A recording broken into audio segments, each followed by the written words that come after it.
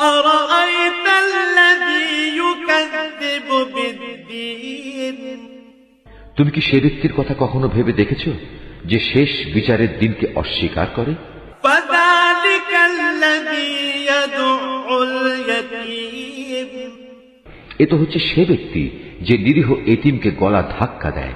ولا يحض على طعام المسكين মিসকিনদের খাবার দিতে কখনো সে অন্যদের উৎসাহ দেয় না।